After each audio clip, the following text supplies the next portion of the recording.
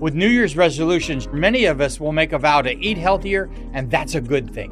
But what about our beloved pets and their nutrition? Greetings, naturopathic Dr. Dennis Black here, and I'm on a mission to provide better nutrition for cats and dogs because truthfully, all pet food is dead food, which is why we created Rough Greens and Meow Greens in the first place.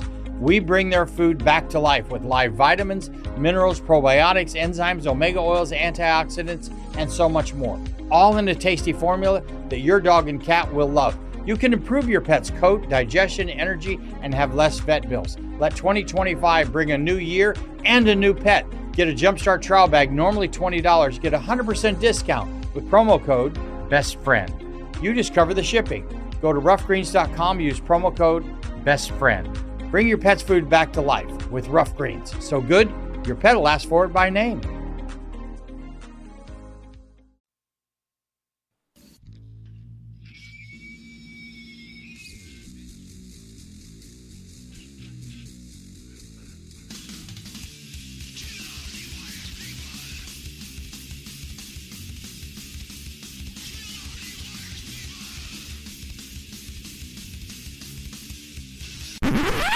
Oh, sorry, that's for a Democrat show. Let me know when you're ready. No matter what the technical difficulty is, this man is a professional. He goes all the way.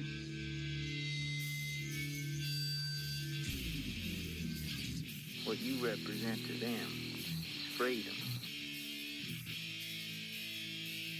Was an extremely great conservative commentator. We're tearing it up on Wednesday night. This is awesome. This will allow me to retort.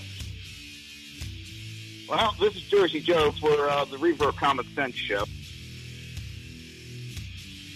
8 p.m. on shrmedia.com. Actually, I just totally screwed up. This show contains language that some viewers may find offensive. Listener discretion is advised. And now on to the show.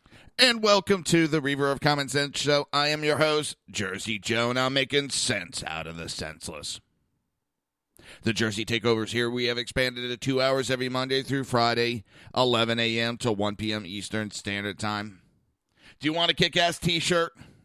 Well, that's easy. Just go to Reaver.one and click on the shop button. All proceeds get put back into the show. How's everybody doing today? It is a strange day, I'll tell you that.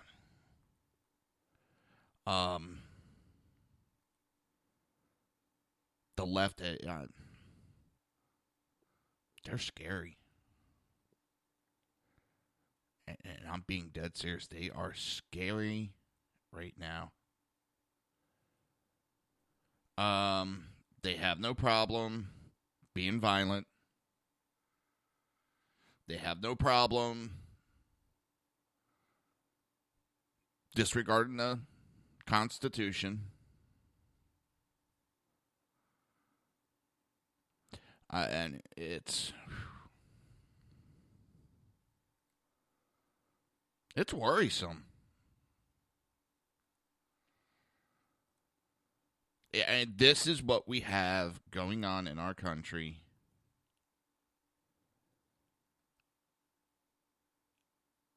It's unacceptable. And if you don't know what I'm talking about, look at the riots that happened at Berkeley. So their big excuse now is that they're trying radical right-winger paid agitators were put into the crowd.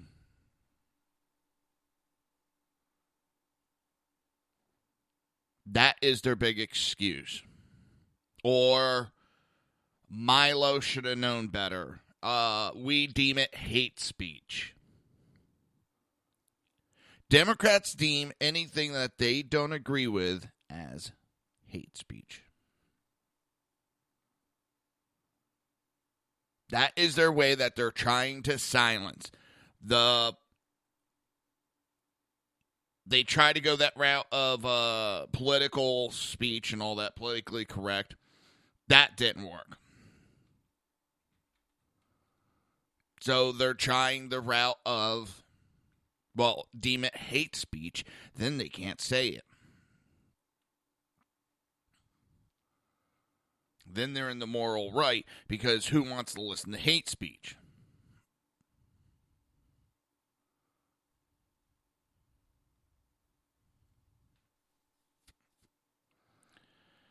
This is out of hand.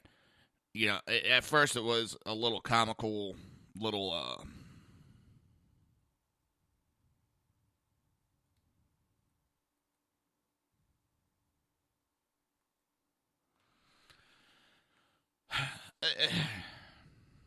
you know, it was a hissy fit from the left. Ooh. Now it's full on. And it's just getting worse. You have members of Obama's administration that are now calling for an overthrow of the government.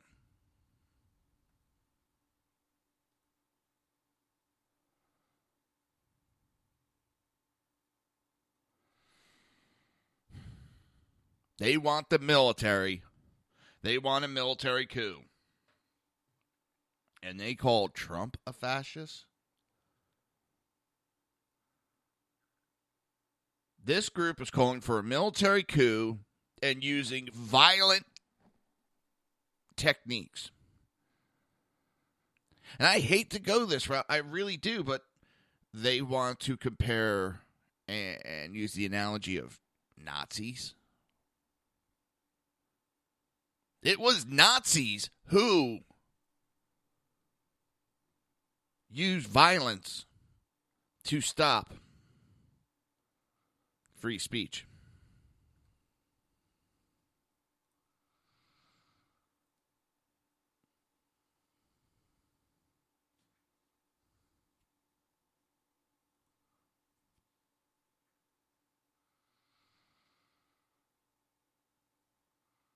And what they don't know is all this violence that they're doing, these anarchists, these fascists, whatever you want to friggin' call them, they're helping Trump's cause.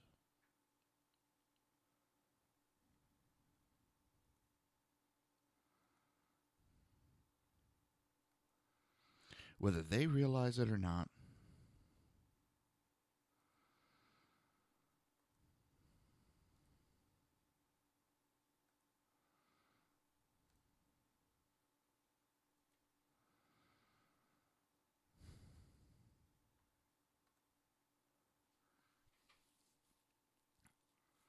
They are pissing off more Americans. I mean, they're holding signs, "This is war." You have Kane, yes, as in Senator Kane, calling for people to fight in the street.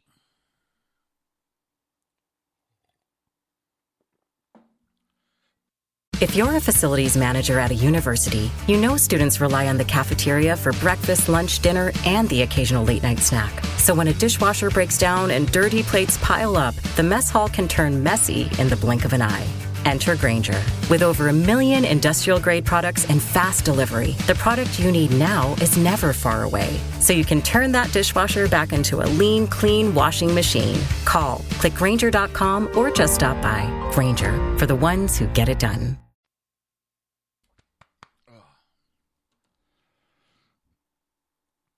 And the whole time, they're shutting down the speech of a gay Jew. But because he's conservative,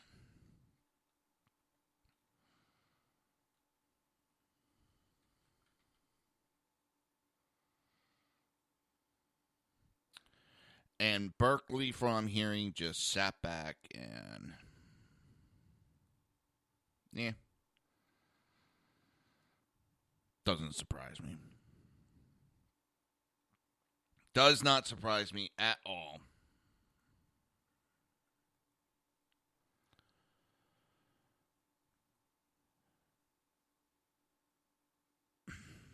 That Berkeley would do that.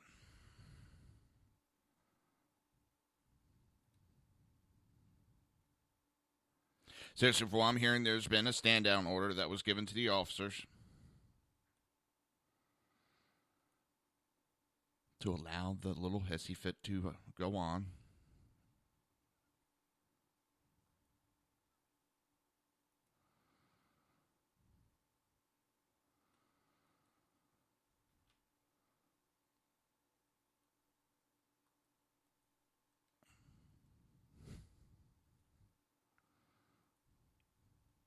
It's utterly amazing. And I agree with Trump. Threatening to pull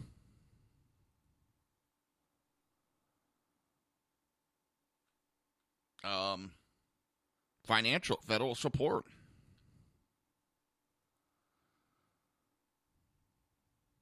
Good for him.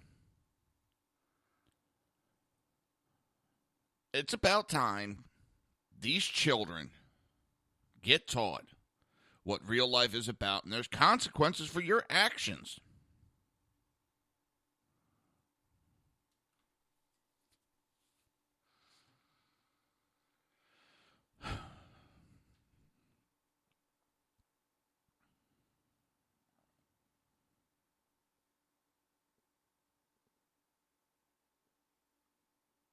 I mean, how much longer are we supposed to sit back?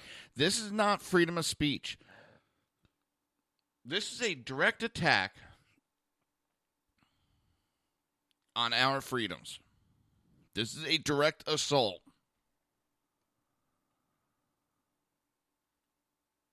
And who is it sponsored by?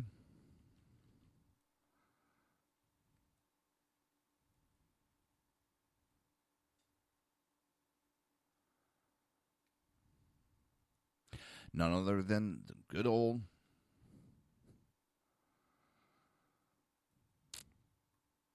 guess who? George Soros.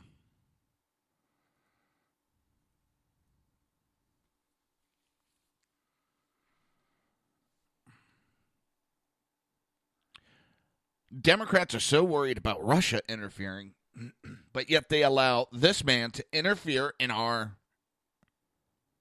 country.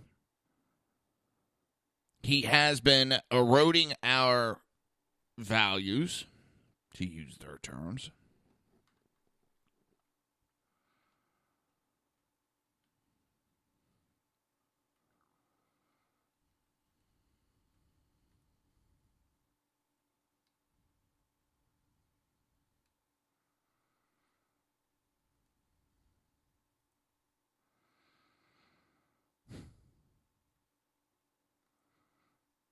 But I guess it's okay.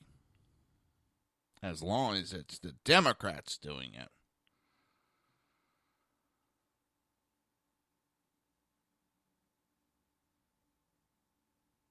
When the Democrats do it, it's acceptable. And I'm not saying that this whole Russia thing actually happened. Did they try to interfere with, propaganda? Yeah, they've been doing that.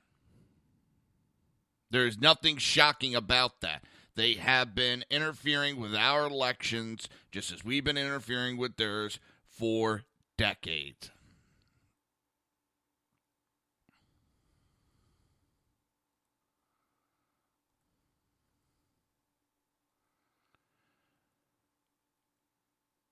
So, I'm tired of hearing that one. But we have George Soros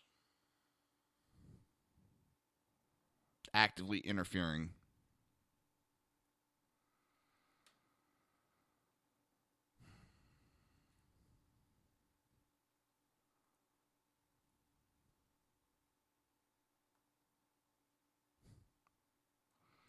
And we're supposed to sit back and take it because it's the left.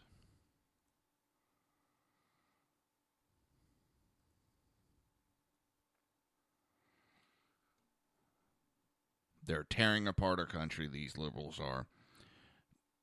The Democrat leaders are sitting back and they don't give a shit. They're applauding it. And when you have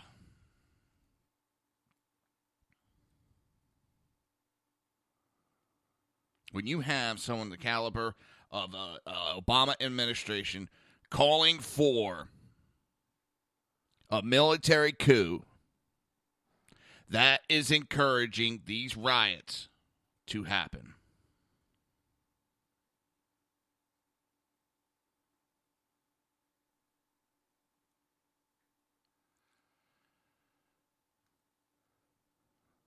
But that's it's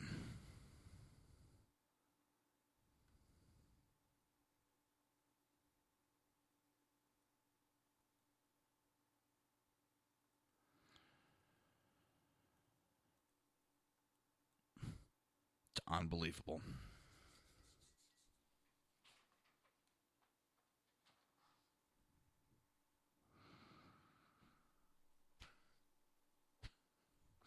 The DNC, who's having a little reality show for who's going to be the next leader of the Communist Party, known as the Democrats. Well, they kicked one of their guys out of the race for what they call disgusting criticism of Islam. Now, remember, that's disgusting criticism of Islam.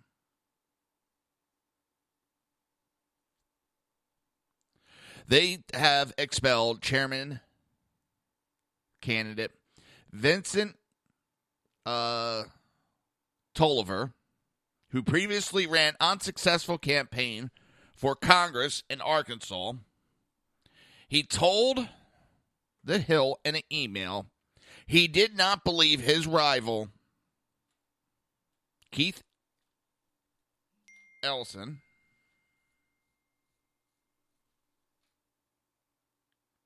hold on.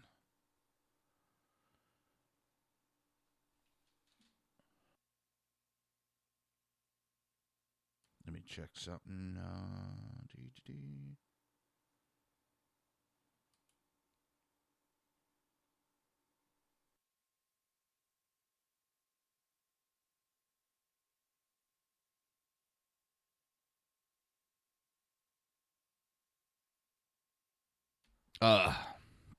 Sorry about that. I had a caller set up to call in. My phone did not ring. That's weird. So if you're listening, just give a call in. Maybe my phone was in the wrong area. I didn't ring on me. It's weird. They have kicked out the chairman candidate because he sent an email to The Hill and said that Keith Ellison shouldn't become chairman because his Islamic faith, citing the religious position on homosexuality. There we go. BZ, my friend. Well, what do you say? How are you, Jersey Joe? I'm doing good. I think when my phone's like 3 inches over, I only got one bar, and I'll miss phone calls. I just move it over 3 inches, and I get a second bar, and it'll ring. Son of a bitch. I hate that. 3 inches makes the difference. Well, I told you I'd call in and try to Bigfoot to your show, so I had to make good on it. Instead of calling it top of the hour, I had to make my wife a peanut butter and jelly sandwich and send her off to school, so I finally got that taken care of. Unfortunately, I'll only be able to be here for about a half hour because now I've got to go take the automobile in. But I heard you talking about the DNC kerfuffle that's coming up here. So what have you learned, Jersey Joe? Well, they have tossed out the one candidate because he pointed out that Muslims kill gays, and that is, against what the Democrats are about. And they said it's a disgusting and vile comment that he would point out that Islamic law is clear on the subject of being gay is a direct violation of it, and you are to be put to death. But that was a disgusting comment for him to make, pointing out facts. And we know how Democrats are allergic to facts. Well, yes, it's one of BZ's axioms that goes like this: never let facts History, logic, rationality, proportional common sense get in the way of a good fucked up decision. Democrat Party is imploding right now. Isn't it grand? Yes, Don't I love you it. just sit there and rub your hands together and think, give me more. Give me Keith Ellison. Give me Susan Boynton Brown. Give me a couple of cupcakes just like that. Make sure that the Democrats don't attend any of the committee meetings whatsoever. Make sure they boycott everything. Yep. This is wonderful. Burn, Berkeley, burn. Pull people out of their cars and assault them. Make sure that you set trees on fire because you hate the Greens. Make sure that you set public transportation on fire because you hate public transportation. Isn't it grand, Jersey Joe? Oh, and now you got Elizabeth Warren up speaking, and that woman has been caught in so many lies. She's got a new one. She didn't put on her financial paperwork that she has a $1.5 million loan out. And she got it from, I believe it's Wall Street. She got a $1.5 million loan, and she didn't put it on any of her paperwork. Number one, she's bitched about those types of loans from everybody else, and then not placing it on your financial records. She's gone after several people saying that's inexcusable. There's no way to forget about that. But yet she just got caught doing it. That woman's got caught in so many lies. And now they're saying, I don't mean to change subject. I just saw her up speaking. There's a poll coming out. She was at first a lock for re-election. Now a lot of people are backing away from supporting her and saying maybe it's time to move on from her. I love it. Especially Kurt Schilling running against her. Who's running against her? Kurt Schilling. Really? Yeah, he'll be running as the Republican nominee. And in that area, he's God. Are you trying to tell me that you think that Democrats are hypocrites? Never. You're not no, really trying to say that, are you? No, I would never allude to that. Okay. All right. I'd slap him upside the head with that statement, but I would never allude to that. Okay. All right. I feel a lot better. It's the hypocrisy. You have Chuck Schumer within the last day or two put out a tweet complaining that the Attorney General is not basically went around saying that it's not the attorney for the president. And the Republicans need to understand that. Where the hell was this asshole when Eric Holder came out in public and actually said that he is the president's attorney? Not a Democrat said a word that day. No, of course not. Well, listen, come on. I think you need to be just a bit more understanding and compliant and sensitive, Jersey Joe. I think you need to understand that sometimes people maybe slip up just a little bit.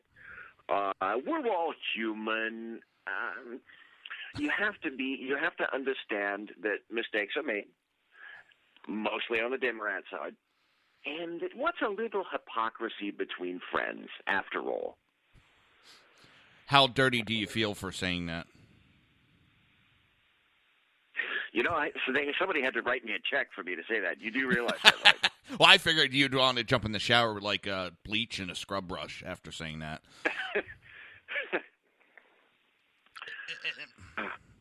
I mean, it is just the hypocrisy is screaming when it comes to these idiots. It really is.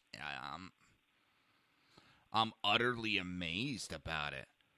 And they just sit there like it's nothing. And we had that with Obama. The problem is Chuck Schumer and the rest of the Democrats are not Obama. Love him or hate him, and you guys talked about it last night on Sackheads Radio.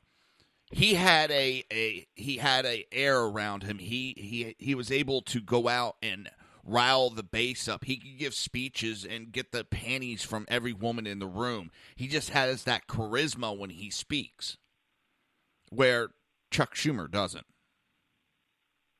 Well, like I said last night, I think Chucky Schumer is I'm sorry, I didn't call him the right name. Little Chucky Schumer I think he's conflicted. He's trying to step into the big pederast shoes of Harry Reid, and that's kind of difficult to do. The DNC, well, the Democrats in general, really enjoyed Harry Reid because he was the destroyer of worlds. You would call Harry Reid in, and Harry Reid was sort of their own little personal nuclear option because he could say the weirdest shite imaginable. Somehow he could get away with it. Yeah. He was the one, if you were responsible, who said that Mitt Romney had fraudulent tax returns based upon absolutely no information that was credible whatsoever. Then laughed about and it. And then essentially that ended up assisting in bringing down Mitt Romney when his first time, well, his only time for a serious candidacy for president. And then later on, Harry Reid laughed about it, admitted that he'd lied, and laughed about the fact that he'd lied, and said essentially, well, I knew I'd lied, but I had to do anything to make sure that Mitt Romney, I had to decimate him, and he couldn't run. Yeah. And lied about it all. Chuck Schumer still seems to have just a bit, he has a few scruples left.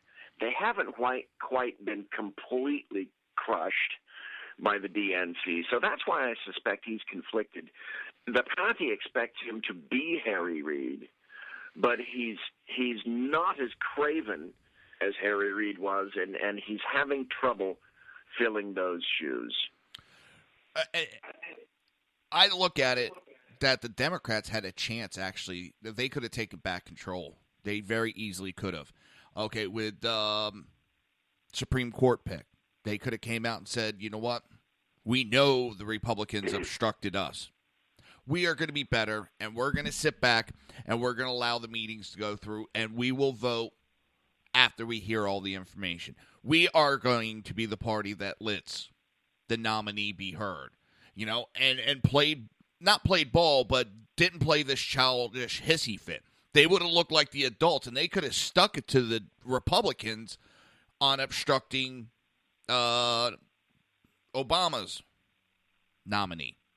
I mean, Chuck Schumer had a chance to turn the party. I mean, they could have still played their games behind the scene and just went, nope, we're not going to vote for him. We don't agree with him behind the scenes, but out front said, we're going to give everybody a fair shake. We're going to allow these meetings to go through.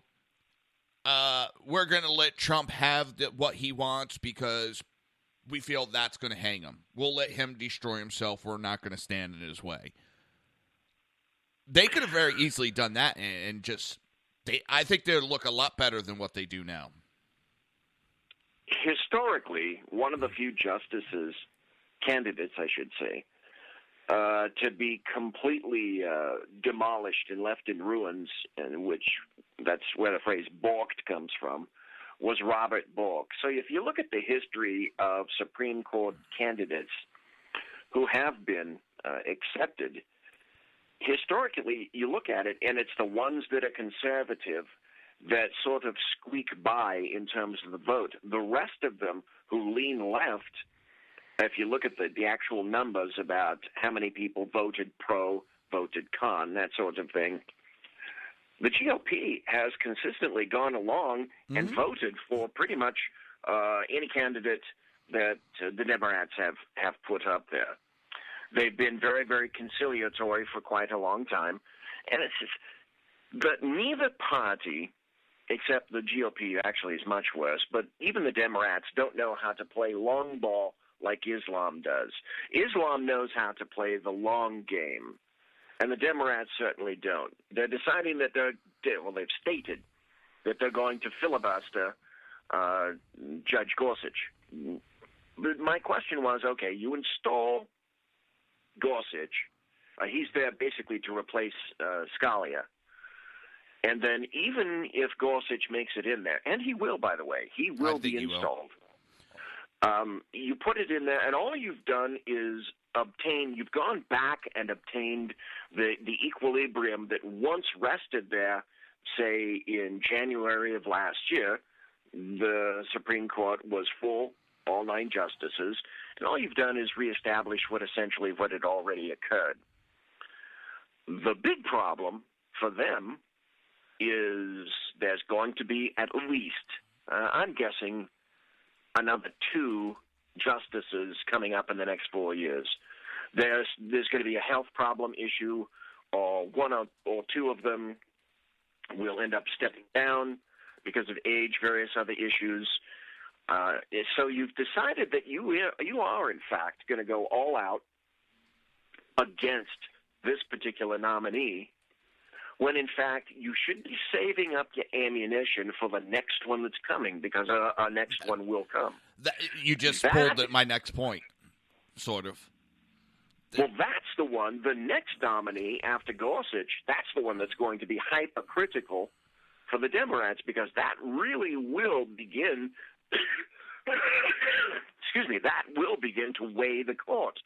Mm-hmm. And then if they get a conservative jurist in there, then the court will sway. Well, that's what anybody wants to do. Listen, it's no shock, it's no secret that the Democrats try to stack the court. Yep. And so do the Republicans as well. Both sides do it. It's become political, completely politicized. Well, they've decided they're going to throw all the cards into this, because the feeling is that because the GOP didn't approve and stymied Merrick Garland, that this is payback for Merrick Garland. It should have been his, just like the presidency should have been Hillary Clinton's. Yeah, everything's due to him. They keep right now, the Democrat Party, and I keep posting it on Twitter, they're Chicken Little right now. They're running around screaming on every little thing, the sky is falling, the sky is falling. And just to explain what I mean, it's every issue we've heard that the person is either racist, sexist, xenophobic, all the phobias and all the isms. He's bad for America. He's unconstitutional. It's the same thing, literally the same thing over and over. Nancy Pelosi basically came out and said, I'm trying to remember her exact words, if you breathe, eat, basically gave a description of everything from life. Gorsuch is bad for you on that. No proof, no nothing. But what's going to happen is, all this crying wolf is exactly that. They're going to see one of these people, not like him, scream about that stuff, and the people are going to go, oh, same thing over and over. I think Trump's doing it on purpose. Number one, he's a man where he gets stuff done. He's action, action, action, action.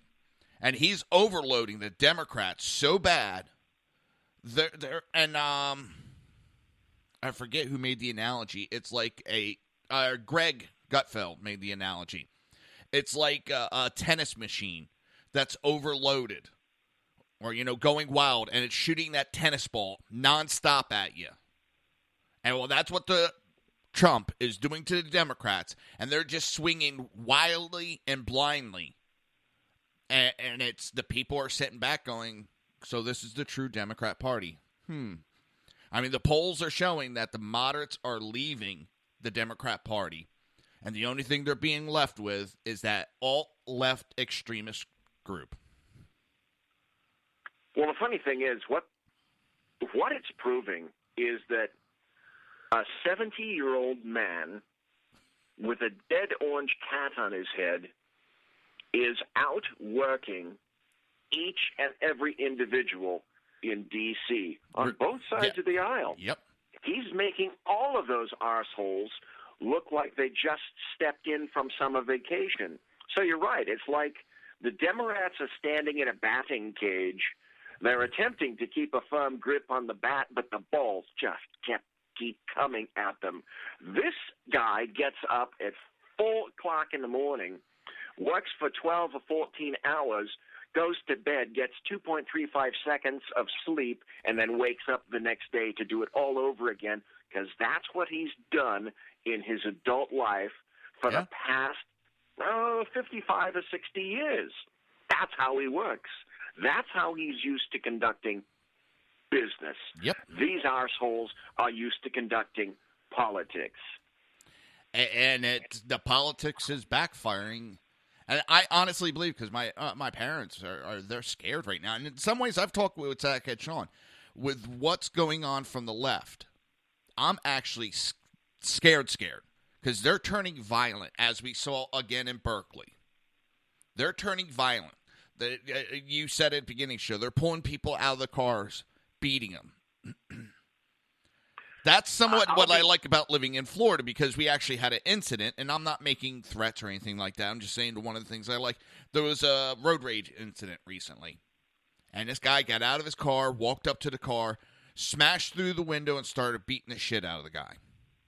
The guy that was getting beat up pulled his gun and fired 2 shots. So the guy's laying on the ground with 2 bullet holes in him, thinking he's the victim. The cops show up and arrest him. And he's like, I'm the victim. And they're like, no, you started the violence. He protected himself. Everybody screams about the castle laws down here. I love it, especially coming from a state where you're New Jersey, where you were not able to protect yourself. If someone broke in your house in the state of New Jersey, your kids could be upstairs, you're on the bottom floor, you would have to vacate your house. You would have to be running, and they would have to stop your exit before you would have the right to protect yourself. With your kids upstairs, you couldn't say, my kids were upstairs and in danger, I had to shoot him. You would go to jail in the state of New Jersey. So being in Florida, I love it, that I can protect myself and protect my family. It's unspoken, but I happen to know that there's sort of it isn't really given a term, but I call it the retreat codicil in the state of California. And it goes something like this. If you're in fact assaulted or assailed within your own home, within your own castle walls, before you'll find a DA in the state of California that will file for you, you have to have retreated essentially to the furthest point away from the entry, from the tumultuous empty of the actor that's trying to do you harm, and then with your back up against the wall, then would you only credibly have the ability to say that you really did have to defend yourself. In California, that's how ridiculous it's gotten. Florida, it's just your car and your house are your castle. Those are the last places you're expected to retreat to. And if you're in either one of those, you don't have to retreat from them, because that is your last place to go for safety. And if someone invades that, well, that's their stupidity. I don't believe in just going. Good on Florida. Yeah, well, and they were smart, because I'm looking at 2018. Rick Scott's term is up, and we have a ambulance chasing lawyer, John Morgan from Morgan & Morgan. He's the one that pushed for the pod. He's talked about running for governor, and he's a Democrat. I see him getting in, and I looked at my wife. I said, our taxes are going skyrocketed. And at first I was like, there goes our guns. I said, nope, that's right. He can't. When Florida redid their gun laws back in 2006, I think it was, they changed the Constitution in the state of Florida so that if there was a Democrat governor, even a majority Democrat government in Florida, they just couldn't change the laws willy-nilly, because it would take a citizen vote to change those amendments. So I was like, okay, at least that's safe. But we have so many Northerners that have moved into Florida, including myself. But some of them went, okay, I'm getting away from the high taxes. They ruined that area. It's too expensive to live. There's this, that. And they're voting the same people in down here that ruined up there. And I'm like, at least I learned. I didn't. It's not that I voted Democrat exclusively. I won't vote Democrat now. At all. I mean, I'm not going to risk ruining Florida. And they talk about... Well, that's why I call California fornicalia, because California fornicates everything with which it comes in contact. That's one of the reasons that Oregon went left, is that all the Californians moved north. A lot of them moved into Oregon, brought their values with them. Then they moved further north when they decided that they wanted to be a little bit cooler and a little bit wetter. And now Oregon is gone, and now Washington, the state of Washington, is gone, thanks to California. Texas is in trouble. A lot of Californians are moving to Texas. Well, yes. For jobs, no less. Not exactly the ones that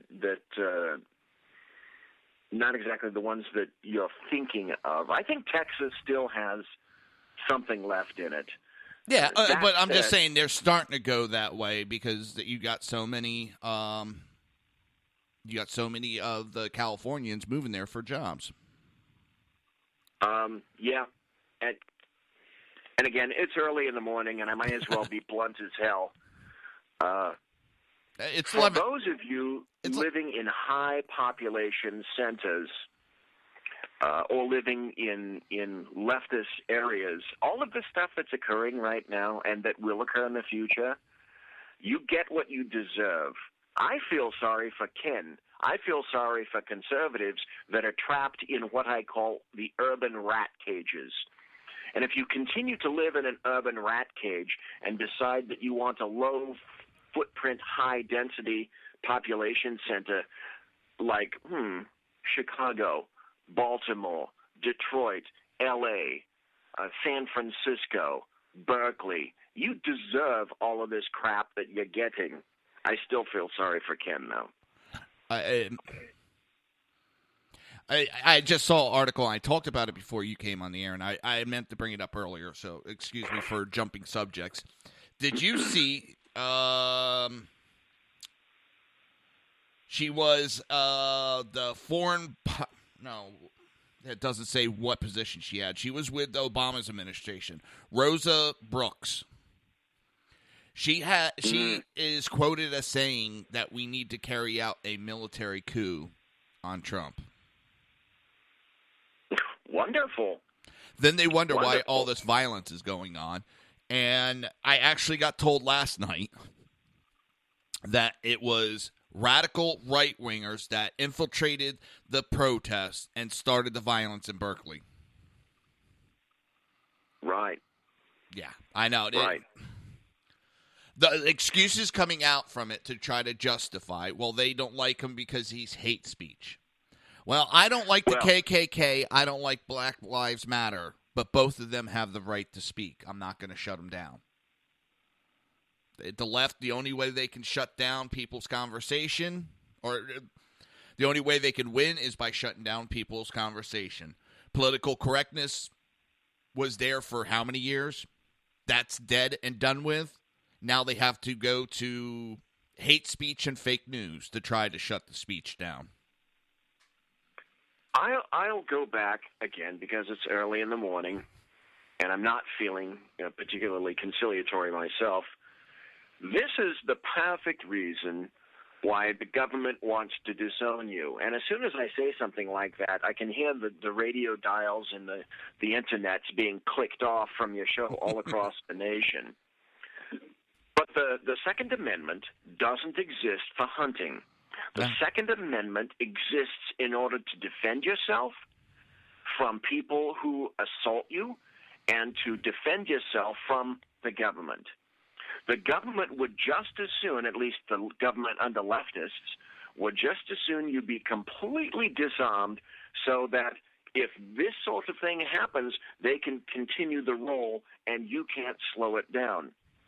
If the Democrats, leftists, and truly anarchists and those that are kissing the bunghole of George Soros keep this up, it's not a matter of I fear that something bad will happen. I can guarantee you that something bad will happen, and the leftists won't like it at all. Who are the ones that are armed? The greatest number of persons who are armed are those who are law enforcement, military, ex-law enforcement, ex-military, those persons who have training on those things, those persons who enjoy hunting, enjoy the sport of shooting, and are good with what they have and probably don't have just one of what they're good at. Oh, no, what is it? My neighbor, he has the expression, if I have one, I have none. If I have two, I have one. So everything he has a minimum of two of them on everything. I'm like, holy shit. But I could very easily see the left taking it a little too far with their violence. I hope not. I hope I'm wrong. I think I might be wrong because we're reliving the late 60s, and luckily nothing escalated to anything major. And by major, I mean Civil War type major. So I'm hoping this blows over, but I think it's going to... I lived through the 60s and through the 70s. I was a law enforcement officer in the 70s. Just like I said last night, it was custom because of what was going on at the time. That you had double bombs placed just outside police stations blown up, police vehicles blown up.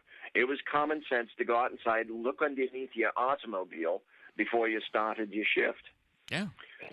John F. Kennedy had a very salient and prescient quote from 61 or 62, I'm not sure of which year. He said, "Those who make peaceful revolution impossible will make violent revolution inevitable." I think he hits it on the head. Yeah. So to the Democrats and leftists that are continuing this stuff, you're trashing in Berkeley, for example, you're trashing an administration and an infrastructure that exists to help you. What you're doing is attempting to bankrupt the UC system and also to bankrupt the city of Berkeley, or the county of Alameda, which is the county in which Berkeley resides, in the East Bay. And all of that money has to come out of the coffers. All of that money has to be paid by the taxpayers. All of those things have to be replaced. All of the equipment has to be replaced.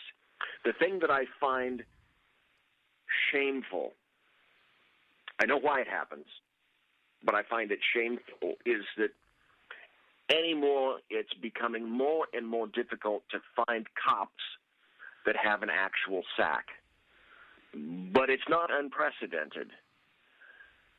When you work in an organization like a police department with a chief or a titular head of a department who is paid and appointed, not elected, but appointed. That's the major difference between a chief of police and a sheriff in a given county, for example.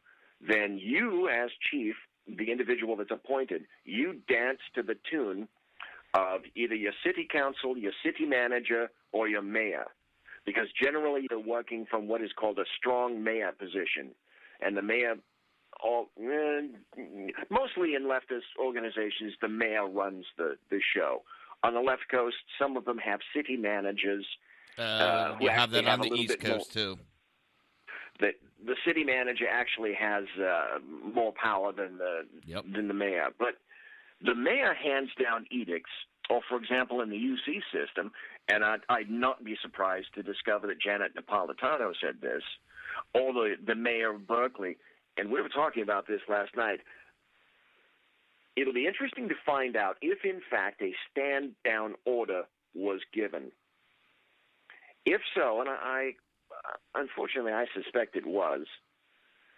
That's how now politically corrupt police departments have gotten. After working for law enforcement for 41 years, it saddens me to my core to have to say something like this. But now police departments live in fear of not being politically correct, because the heads of the administration are fighting for their jobs, and the heads of the various bureaus and divisions underneath the chief of police, they want to keep their jobs too.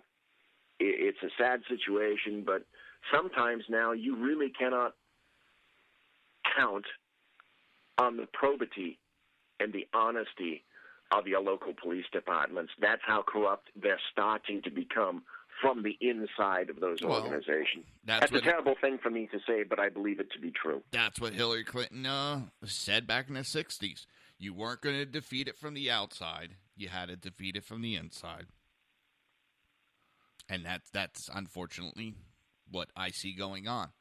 The best way to destroy the law enforcement agencies, destroy it from the inside. Get your people in there, get them in the upper ranks, and destroy it from the inside. Well, you have to consider that with cops, they're like no one else. Their gene pool is the same gene pool from which everyone else dips. As I said last night, I found that my best troops were those who come from organizations of discipline and sacrifice, and they have a history of discipline and sacrifice. These days, that means primarily the military.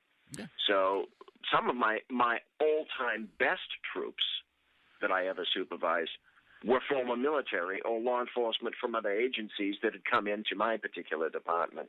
But now you're getting the same kind of individuals who are coming into law enforcement. They want to dip their toe in the water to see if they like it. And then after a year or two, what I would customarily see is some of these people would say, you know what, this working nights crap doesn't work for me. This not having holidays off crap doesn't work for me. This forced overtime crap doesn't work for me. I never get to see my family. I never get to do what I want to do when I want to do it.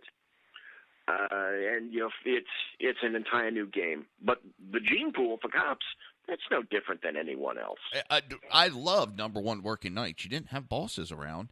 I always volunteered for, well, not always, but for the longest time, I volunteered to work the July 4th, the New Year's Eves, because there was always good stuff that was going to happen.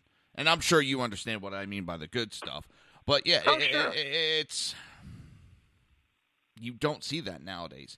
When I finally had to give my career up because of my injuries, me and my wife actually went through a hard part because we actually had to get accustomed to being around each other nonstop. We were not used to that. We were used to, you know, I'd be gone for days on end because of my career the way it went, especially when I was volunteering. There was weeks she wouldn't see me. You know, I'd just run in the house real quick and, you know, change, get a shower, and back out the door. And we had to actually get used to each other. It's like I think it's like the empty nest syndrome where the parents have to get used to each other being alone again. Me and my wife had to go through that. It's a whole different lifestyle, and you got a bunch of people that can't take it. No, you're absolutely right. The semi-sad thing about it, the good thing is that, at least for the other supervisors that worked around me, because I have no kids, in the last 5 or 6 years that I worked for the department, I'd work the holidays so that my fellow supervisors could take the day off. Because at that point, you know, they have family, they have children. Why shouldn't they have a nice day off? That wasn't given to me, so I thought I'd give it to them. Well, a lot of us had worked it out, not to cut you off, is those that had families got Thanksgiving and Christmas off. Those that were single got, like I would volunteer all the time, New Year's Eve they would get the July 4th and a couple of the other holidays because they were more party holidays where we were family men and women. We didn't want to go out and party as much. So we all worked it out. Thanksgiving and Christmas were for the married men and women, and the other holidays were for the singles. It worked out great. But now you have those idiots that walk into the department, and this is what I'm going to do, and you're going to like it. You're not going to tell me what to do on this call. I'm going to do what I want. Well, they want what they want when they want it. They want the good shifts, the good slots, the good selections. They want to be promoted immediately, and they don't really want to work for it. I'll reveal to you a dirty little secret, a dirty little lie, that I benefited greatly in the last, say, 3 or 4 years on the department, and made some serious coin for this reason. I had basically the greatest seniority in the entire department over any sheriff before or since. And because of that, I got my choice of shifts. Because it was just convenient. Finally, after all these years, it started to pay off. I decided that I was going to work day shift in patrol. So what occurred one time is somebody called me up at the end of my shift on days and said, look, we're having a terrible time trying to find a supervisor for graveyard. Now, there's a slight watch, an Edward watch, in between the end of day shift and the beginning of true graves. And so I had a little bit of time down to think about it. And they said, we can't find anybody. There's not one supervisor that we can get to work tonight's graves. Is it possible that you can help us out? I said, well, okay, all right. It was sad that then when that particular side of the watch in the station where I worked, they would consistently call me up to work graveyards. And I ended up making an arseload of money, not because I'm so wonderful or diligent or any of that. I was the only one that answered the damn phone. You've got a fat guy in his 60s who's a supervisor for a 2,000-plus personnel department, and I'm one of the only guys as a supervisor that answers the telephone and actually wants to work graveyards. That's a sad comment into itself, that it got to the point where they would consistently call me because, A, they knew I'd answer the phone, and B, probably 9 times out of 10, I'd say yes.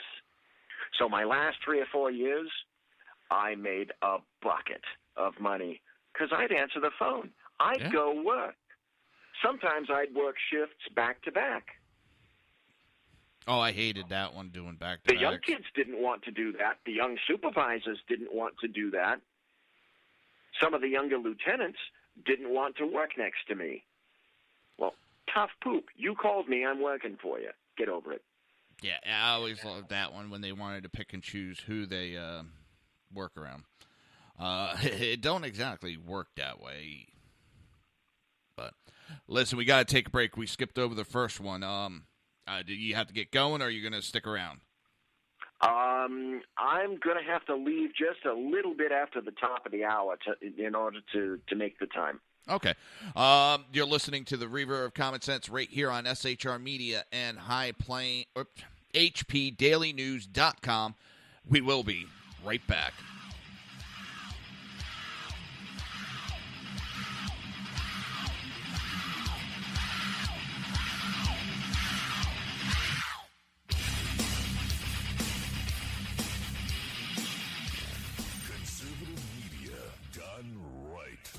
You're listening to the SHR Media Network. Breaking news. According to the latest report coming out of SHR Media, a merchandise store to support both the Reaver of Common Sense and SHR Media has just been unleashed to the general public. Be forewarned that this site can be contagious and numerous items can be purchased to support the best news programming. Go to Reaver.one website and click on the store link to check out the merchandise.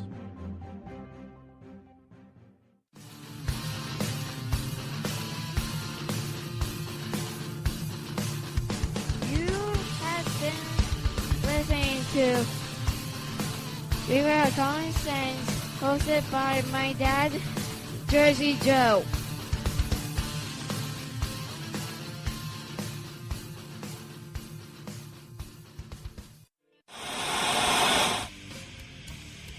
Beware, the Jersey Takeover is here. Every Monday through Friday, 11 a.m. to 1 p.m. Eastern Standard Time. You can catch the Reaver of Common Sense show, hosted by Jersey Joe, right here on SHRmedia.com and HighPlainsDailyNews.com.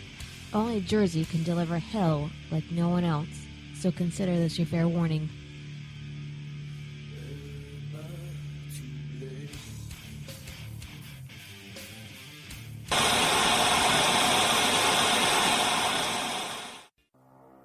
In a world controlled by corrupt politicians, You got a business.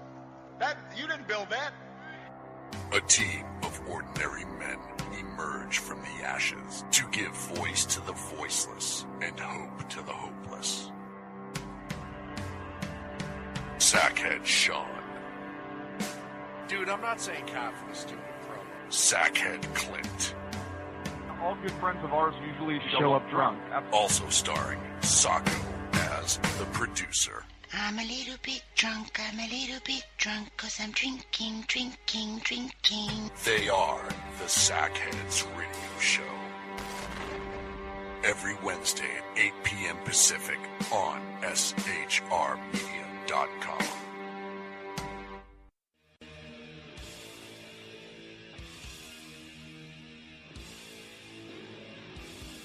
Every Wednesday night, 8 p.m. to 9 p.m. Eastern Standard Time, you can catch the Southside Mutt Show with its host, the Jersey Boys, Jersey Joe and Crash, right here on SHR Media and High Plains Pundit Radio, where we will be digging up the dirt.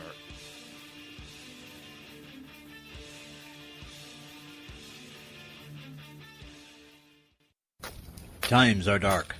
The people misled by corrupt politicians, lied to by establishment media, and deceived by the false messages of Islam. A nation in confusion needs a guide. It needs a man with a cane. I'm Dave Milner. Join me on Spreaker, SHR Media, High Plains Talk Radio, Live Rebooting Liberty, and YouTube for a unique brand of commentary on the unpleasant blind guide. Because truth is not always pleasant.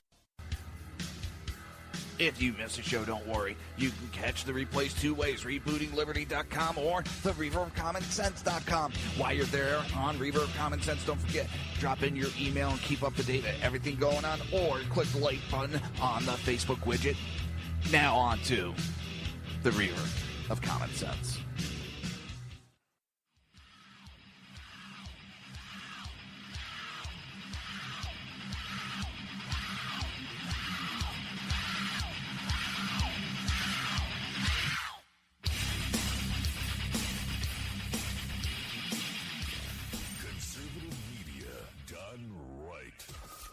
Listening to the SHR Media Network. This show contains language that some viewers may find offensive. Listener discretion is advised. And now on to the show. And welcome back to the Reaver of Common Sense show. I am your host, Jersey Joe, and I'm making sense out of the senseless. The Jersey takeovers here, we have expanded to 2 hours every Monday through Friday, 11 a.m. to 1 p.m. Eastern Standard Time. And today we got a very special guest, a good friend of mine, BZ. How's it going, bud? Doing really, really well. I just noticed, I looked outside, and it's starting to rain. You know, California's been in a self-inflicted drought for the past 6 years, and luckily I happen to live in Northern California, far away from all the massive dolts in Los Angeles, and my actual house is up at the 4,000 feet in elevation in the Sierra Nevadas, but my wife has a house down in Sacramento, which is where I am right now, and I looked outside, and it's raining like crazy. With all the rain that we've got this year, we may actually stave off the drought just in one season. It's been absolutely wonderful because Northern California gets about 80% of the water, and Southern California consumes about 80% of the water. But it's nice to see rain because for a while it was just the strangest thing to look outside, and if a raindrop would appear, it was like an alien thing. You didn't know what the hell to do. Then you have California's had a lot of rain the last week or two, and now they're complaining about the rain. Now it's been the rainiest January in 22 years, and the snowpack is great. Now, I've gotten some snow. In 1994, I got about 6 or 7 feet of snow. I've never had a snowpack like that since. And I really haven't gotten a lot of snow this year. It's been a little bit warmer, but at the higher elevations, about 5,000 feet and above, the snowpack is just great. It's wonderful. Well, I know there's some areas they actually had to shut down the ski resorts because there's too much snow. I was telling my mom that, and she's like, what? They just have way too much snow, and it's causing it's putting risk for avalanche, so they had to shut it down. But remember, that's also proof of global warming. Too much rain is global warming. No rain is global warming. Hurricanes are global warming. No hurricanes are global warming. Basically, they have it set up that everything proves global warming. Hey, look, my hamster farted. Global warming. That's right. Exactly. You need to do something. And by the way, Jersey Joe, you do need to do something about the methane that's coming out of your gerbil. Yes, I need to put some kind of muffler system that converts the methane into a usable. I'm a student of history. Let me give you a statistic. The Central Pacific started from the west and built east. The Union Pacific started from the east and built west. They were building the Transcontinental Railroad from 1861, and they finally finished around 1865 at Promontory Point, where they drove the Golden Spike. Up in the Sierra Nevada mountains, where they had to crust and build through the Sierra Nevada mountains, it was customary in a particular place called Norden, Norden, which is just outside Soda Springs. In various winters, they lost literally hundreds and hundreds of Chinese workers every year because it was not uncommon for the drifts to get in the 1860s up to, are you ready for this? 60 to 70 feet of snow. Oh, my God. I wouldn't know what to do. They would have to dig tunnels to get to the tunnels themselves in order to dig. There would be continuous cave-ins. Any number of workers were killed in the winter. They got to the point where they absolutely hated the winters. And the snowfall was absolutely incredible. This whole global warming, we go through periods. The planet, it's a living organism. It changes. That's why we have people that can't say what the temperature exactly is going to be tomorrow. There's too many variables. We've gone through these areas or time periods of drought before. We've proven that through geology and other studies of time. All this global warming is, it's a scam. It's a big pyramid scheme. Here's another thing that we know. We know that sunspots and solar flares do have an effect on weather. That is something entirely beyond our control. The other thing that people don't know or realize is that our magnetic poles on the planet have completely flipped any number of times in the history of planet Earth. That doesn't have anything to do with the climate. That creates or negates a climate. Some people are thinking that it's not. The last magnetic pole reversal occurred about 780,000 years ago. And so people are wondering when it's going to be coming back. But it's not. This isn't a matter of, it may happen. It's a matter of it's going to happen. It's happened in the past, and it's going to happen in the future. An anthropogenic magnetic pole change doesn't exist because man can't influence that. Man can't influence the sun. So to say that we're supreme enough to know how to predict what the weather is going to be like and what's going to happen in the next 100 years, that's absolutely how ludicrous of us to think that we're so wonderful that we can make predictions like that. I don't think we can. Well, look what they're doing now. Instead of they used to make predictions that we would find out in our lifetime and we've proven time and time again all their predictions are bupkis. Not a single prediction or computer model has come about. So what do they do now? They're putting the predictions 100, 200 years into the future where we can never disprove them. Well, they've shot themselves, and scientists now, unfortunately, have proven that they're subject to the same grant money. They're subject to the same political correctness that anyone else is. I mean, it's invaded academia, it's invaded science, it's invaded law enforcement, it's invaded the military.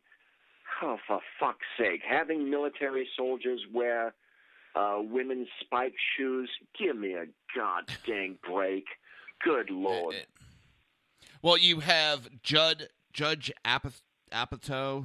Judd Apatow. He's actually calling for violence. He said this is just the beginning. Berkeley is just the beginning.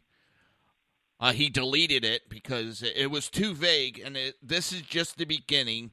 When will all the fools who are still supporting Trump realize what is at stake? You know what?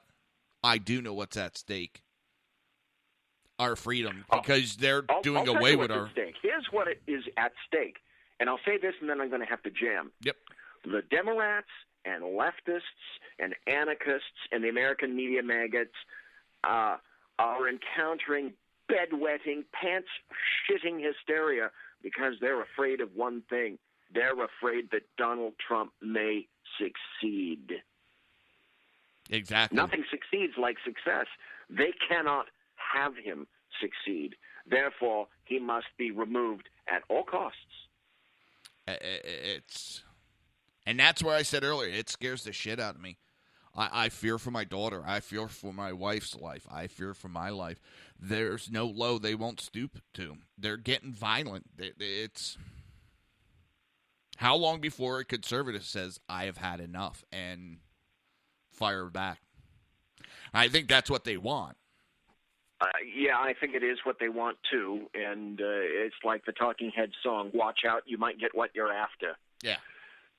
So. And with that, Jersey Joe, I have to take off. Yep. I've got an appointment. Thank you ever so kindly for letting me be on your show, sir. You've been a Give the scholar information and a for your show, gentleman. please. Pardon? Give the information where they can find you with your show. Yes. Consistently, you can find me if the laptop works on Tuesdays at BZ's Berserk Bobcat Saloon. It starts at the exact same time that Sackheads Radio starts. It's at 8 p.m. Pacific and 11 p.m. Eastern. I run for 2 hours, and I get to yell and scream a lot and get paid for it. It's wonderful. All right. Okay, that paid part, I just made that up. Well, don't worry. I'll talk to Sackhead Sean about giving you a 100% raise. Oh, right. Because like that, the particular song, nothing times nothing is nothing. There you go. Exactly. Thank you, Jersey Joe. You have a great day, sir. Thank you, sir. Bye. That was the great BZ. Great man, knowledgeable. I love having him call in and being a part of the show. It's been a long time since he's been able to give a call in. Hello, Kel. You just missed BZ. Oh, it's...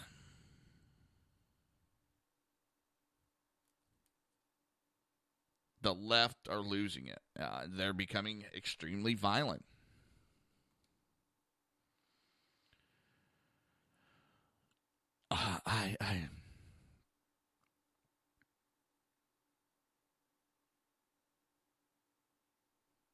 I don't even know where to go with it anymore. It's...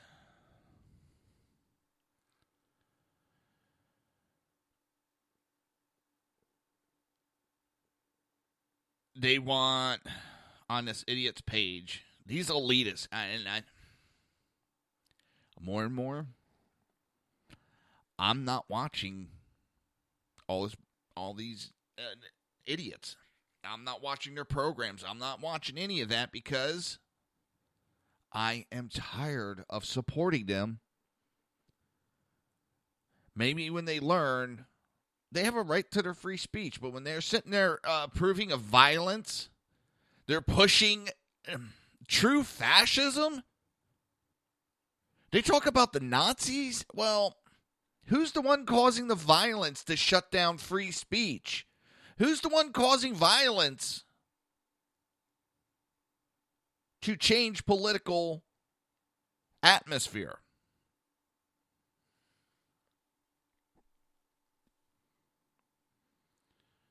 Do I think the left are Nazis? No.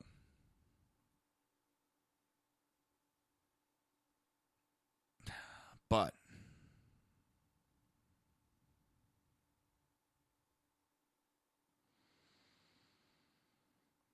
Donald Trump put out, if UC Berkeley does not allow free speech and practices violence on innocent people with a different point of view, no federal funds. And from what I'm hearing, that these federal funds that all these states get, they actually sign a contract that says, they're going to follow some basic rules, and if they don't, the federal funding can go away. Because I'm tired of my money going and supporting these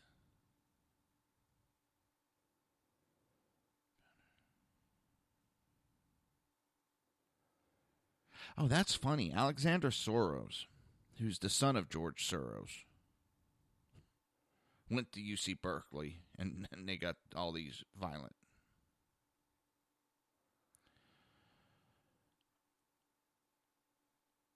It's...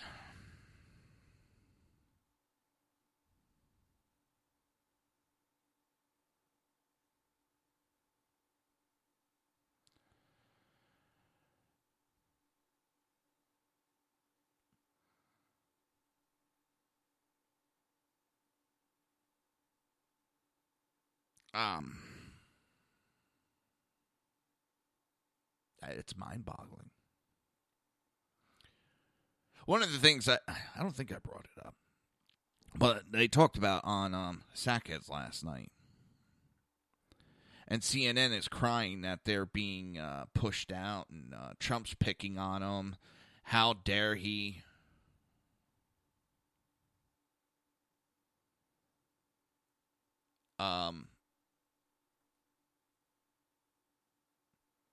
Well,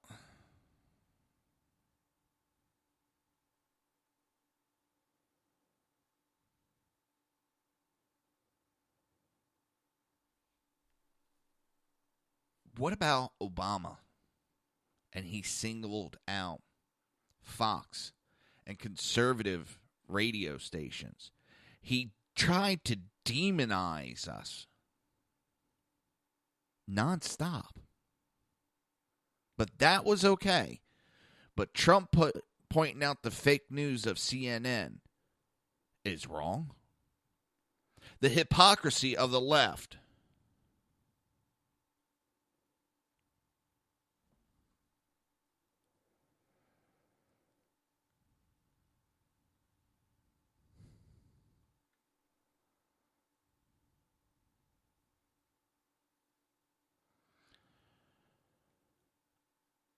It's...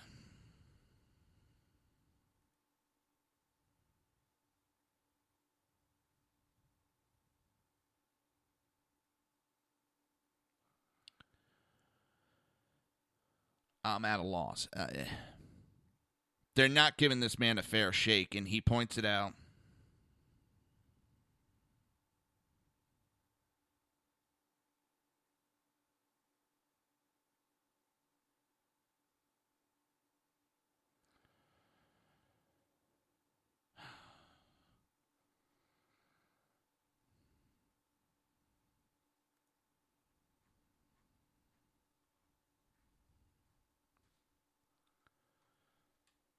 I'm at a loss. We're going to take a break a little bit early. We missed a couple breaks when BZ was on. I wanted to let him have fun with him talking. So you've been listening to the Reaver of Common Sense right here on SHR Media, HPDailyNews.com, and we will be right back.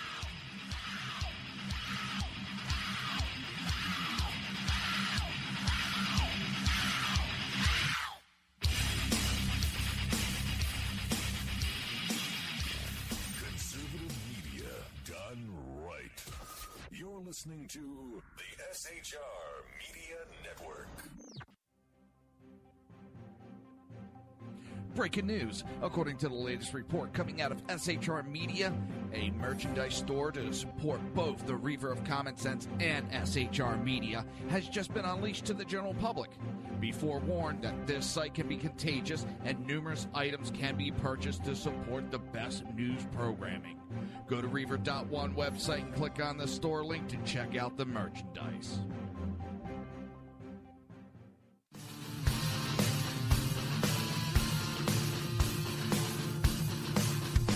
You have been listening to Reaver of Common Sense, hosted by my dad, Jersey Joe.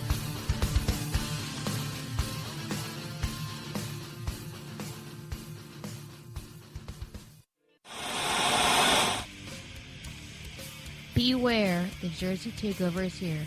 Every Monday through Friday, 11 a.m. to 1 p.m. Eastern Standard Time.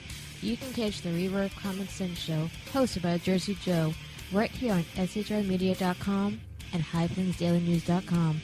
Only Jersey can deliver hell like no one else, so consider this your fair warning.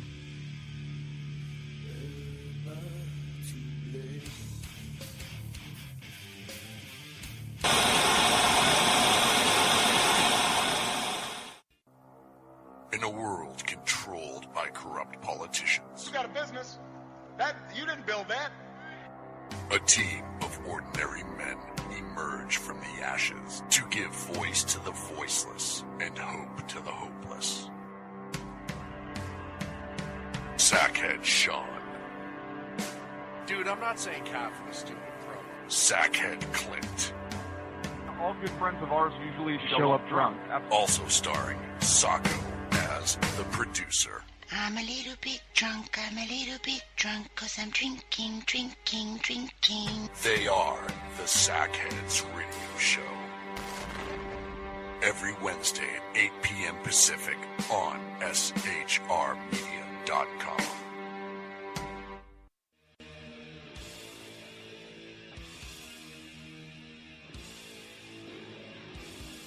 Every Wednesday night, 8 p.m. to 9 p.m. Eastern Standard Time, you can catch the Southside Much Show with its hosts, the Jersey Boys, Jersey Joe and Crash, right here on SHR Media and High Plains Pundit Radio, where we will be digging up the dirt.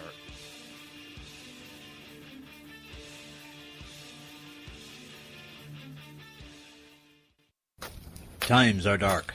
The people misled by corrupt politicians, lied to by establishment media, and deceived by the false messages of Islam. A nation in confusion needs a guide. It needs a man with a cane. I'm Dave Milner. Join me on Spreaker, SHR Media, High Plains Talk Radio, Live Rebooting Liberty, and YouTube for a unique brand of commentary on the unpleasant blind guide. Because truth is not always pleasant.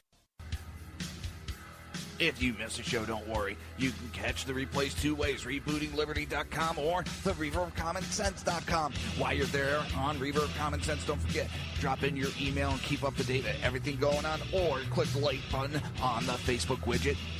Now on to the Reaver of Common Sense.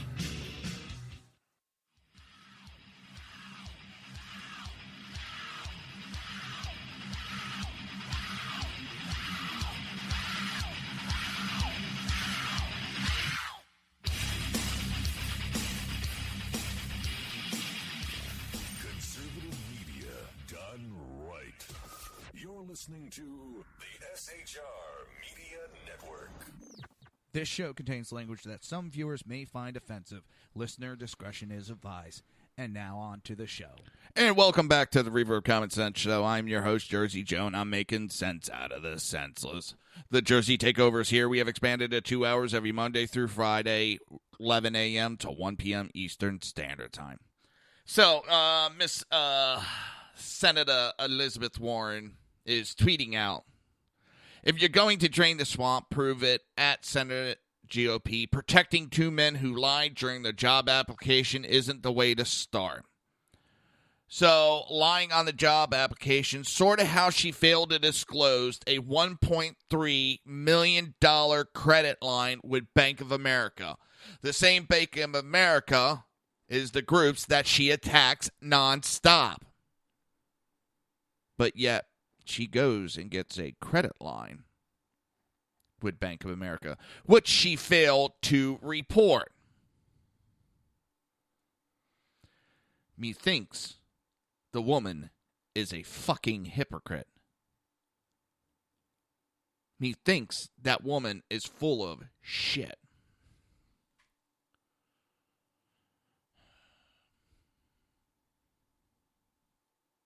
What a joke. I mean, the left is imploding.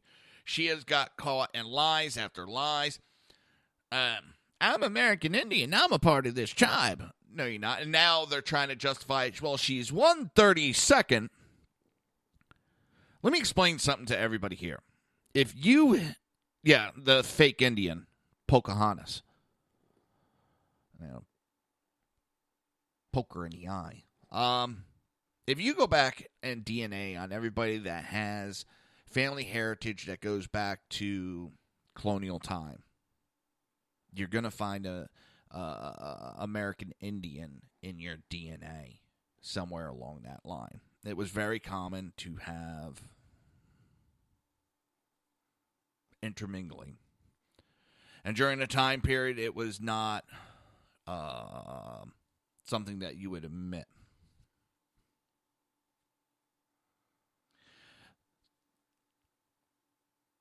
my relatives have told me stories that I got American Indian in my family line.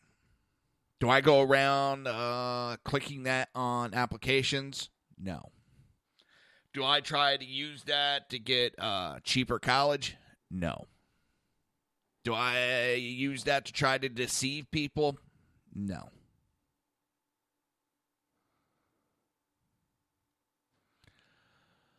I'm related to my mother. Sorry, that's the best smart-ass comment I can think of.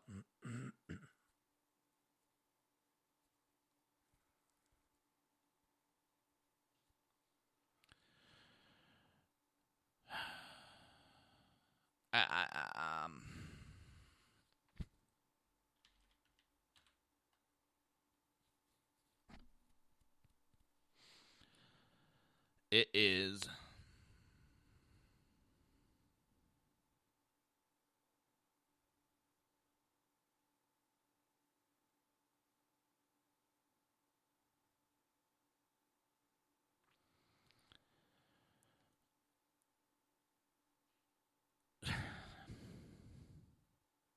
I'm reading some tweets about the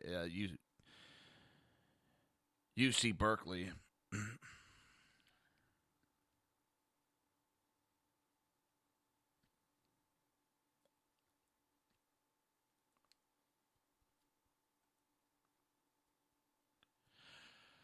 And you have that Judge Apatow, whatever the hell his pathetic name is. He goes and supports and promotes rioting and violence. And then my fingers hurt from muting and blocking people off to sleep. The bubble they live in must be nice.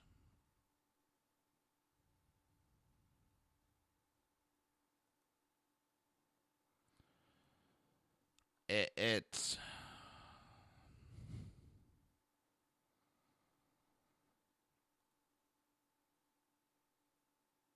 yeah, the tolerant and caring left.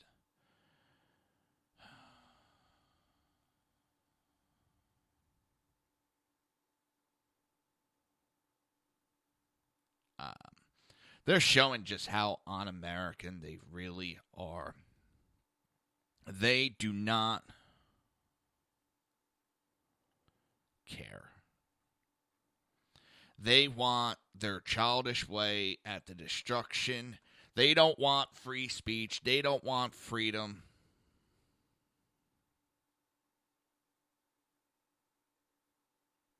Oh, this is Rich. Pelosi to pro-Trump Muslim immigrants. EO has not made us more safe. Yeah.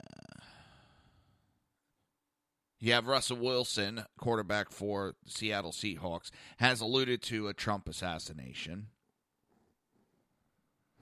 These elitists are out of control.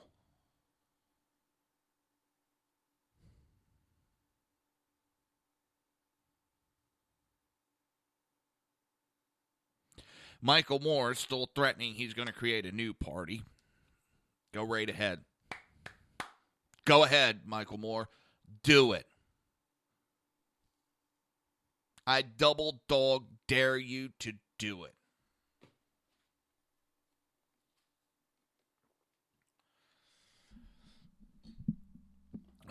The imploding of the left is kind of fun to sit back and watch. Tell you the truth, I was also having fun watching the Republicans implode for a while.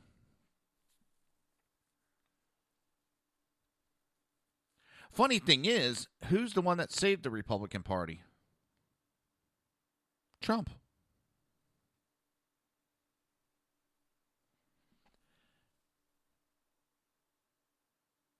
There was no candidate out there that was going to beat Hillary. Sorry, there was none out there.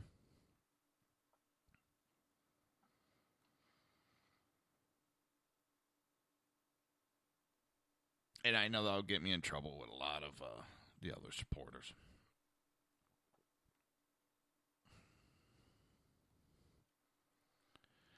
I don't see a single one of them that was able to beat Hillary. And I knew the only one, that's why one of the reasons why I supported him from the start. because he does not play by their rules. But I'm sitting back and I'm watching this implosion of the Democrat Party. And they just seem to be going deeper and deeper down that rabbit hole. And it's maybe we need to start drug testing our politician.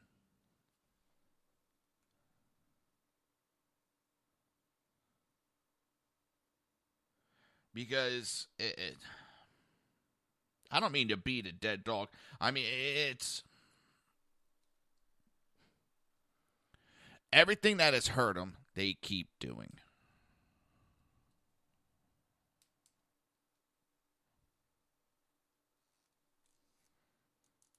They're magnifying it.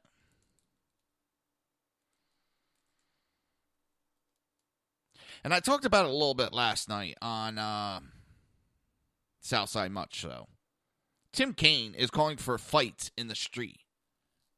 This is why when you have politicians that run especially for president, they should not be allowed to keep their seats while they're running. I mean, primary is one thing, but when you actually run for the presidency, you should have to resign your seat. Because now he's acting like a child. He lost, so now he's calling for violence in the street. The left is approving of this. Hate to use the expression left, right, and center, but they are. And it's scary.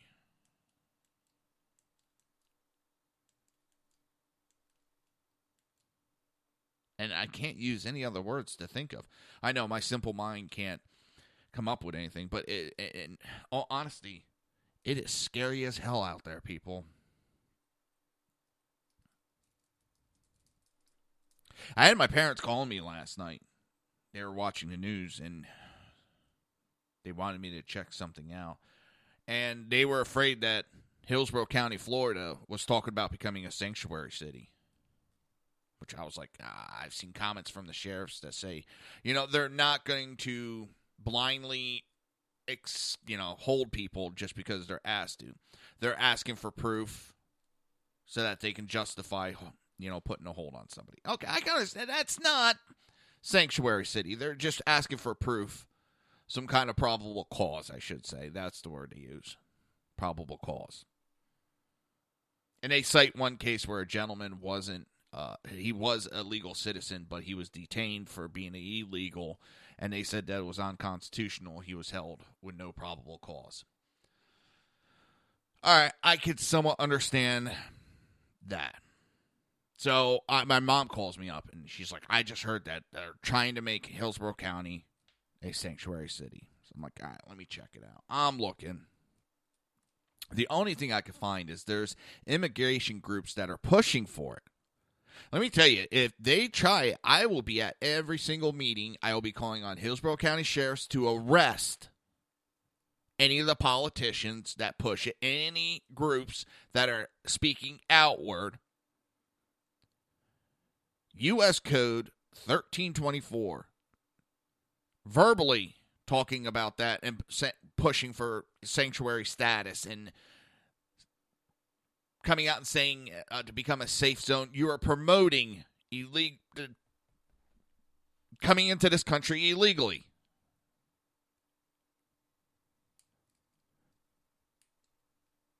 It is not the immigration part that I have an issue with. It's breaking the laws. I have to follow the laws.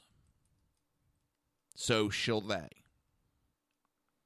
If you don't like the immigration law, well, let's secure our borders. It's been told this is how it's going to go. We have not deviated. Secure our borders. Then we'll look at redoing our immigration laws. Do our immigration laws need to be looked at? Maybe so. But we already have some of the most lax immigration laws.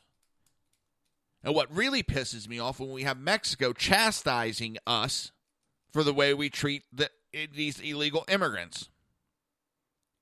We don't abuse them. We deport them. Go into Mexico illegally. Go into Mexico illegally after you've been deported. You get like 10 years in a Mexican prison. They treat illegal aliens worse than we do. And they want to chastise us? Hey, Mexico, shut the fuck up. Zip it. Oh, no.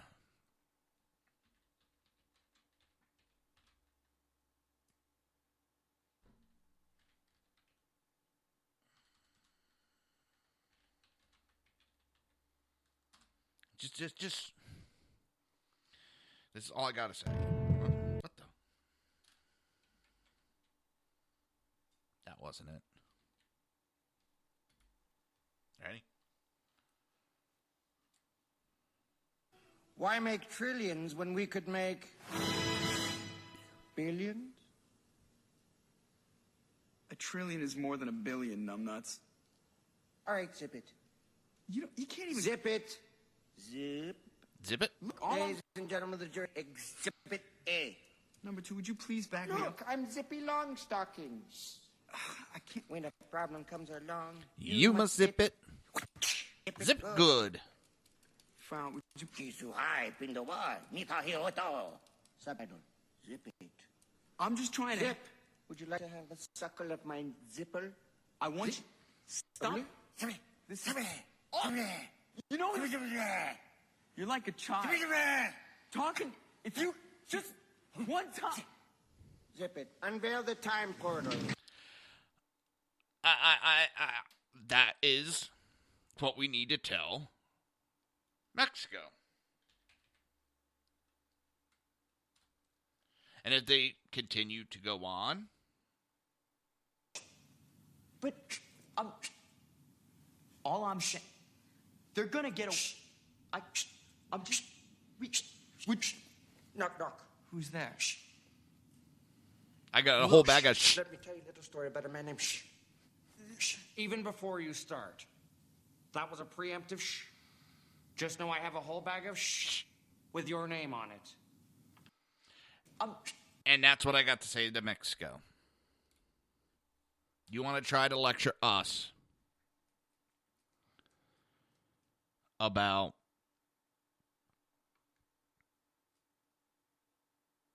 how we treat illegal aliens? Well, you treat them worse, and you just need to zip it good. When a problem comes along, you must zip it.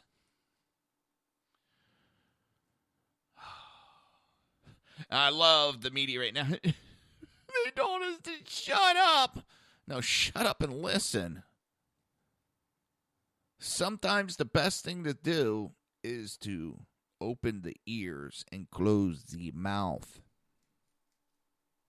Then you can do your articles and your show. Just open your minds. I love how the left can be figurative, but everything the right says is literal. Because I've heard that expression before. Just shut up and listen. It is open your mind. Listen to what people have to say.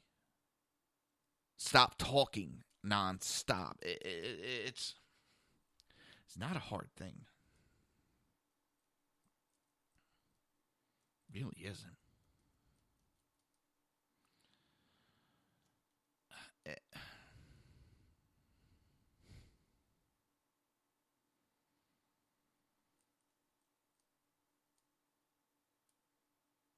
We, as a country, need to straighten this out.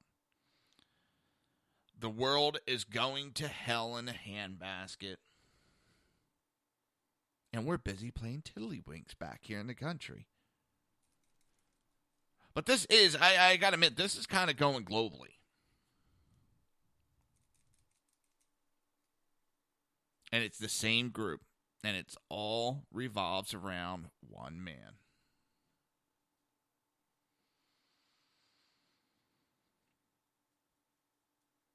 George Soros. And even the Koch brother, which is funny, everybody jumped all over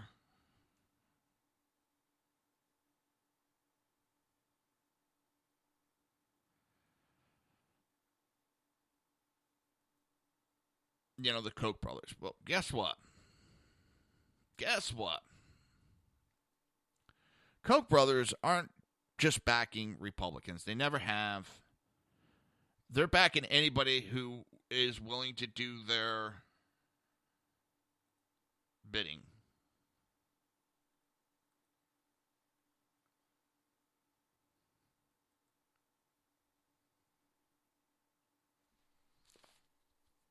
If you are willing to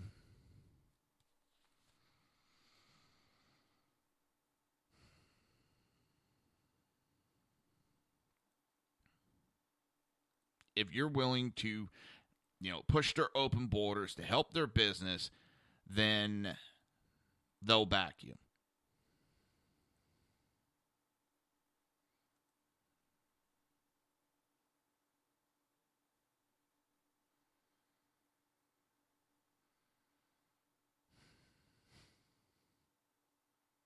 It's amazing.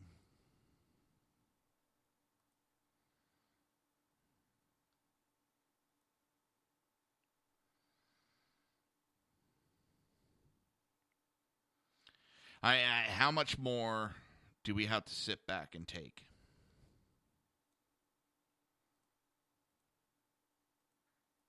I guess we need to.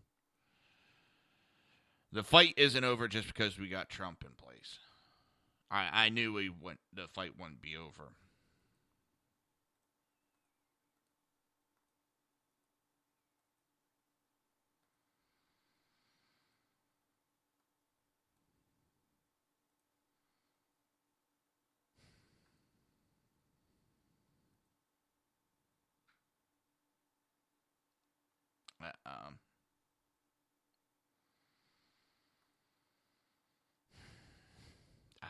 I'm at a loss again.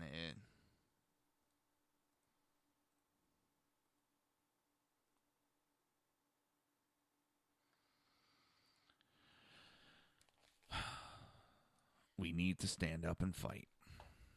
And let me clarify, right now, not violently.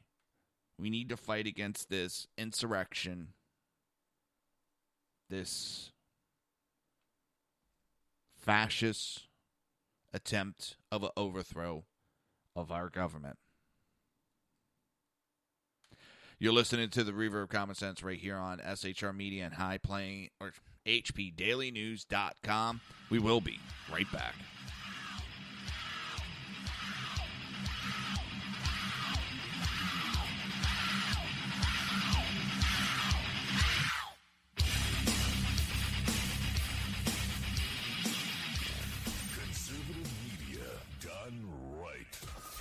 Listening to the SHR Media Network.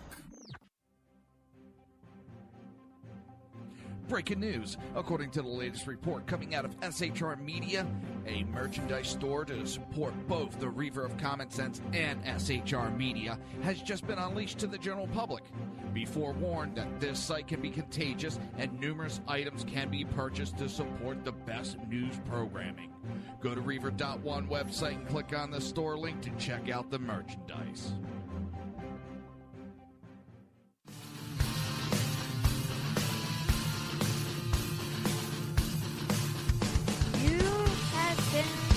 Listening to Reaver of Common Sense, hosted by my dad, Jersey Joe.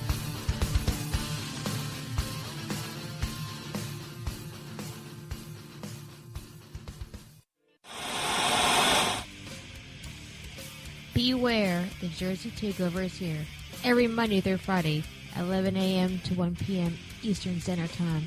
You can catch the Reaver of Common Sense show, hosted by Jersey Joe, right here on SHRmedia.com and HighPlainsDailyNews.com. Only Jersey can deliver hell like no one else, so consider this your fair warning.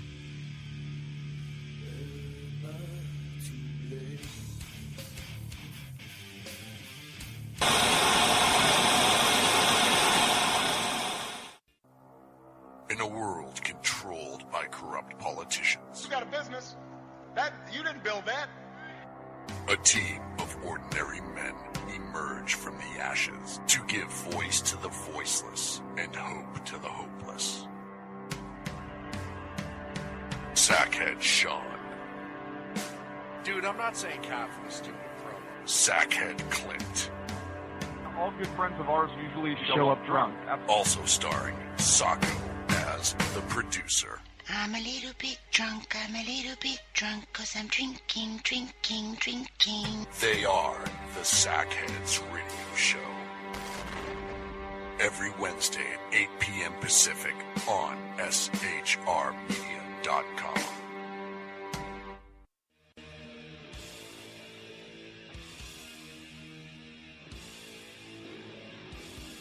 Every Wednesday night, 8 p.m. to 9 p.m. Eastern Standard Time, you can catch the Southside Mutt Show with its hosts, the Jersey Boys, Jersey Joe and Crash, right here on SHR Media and High Plains Pundit Radio, where we will be digging up the dirt.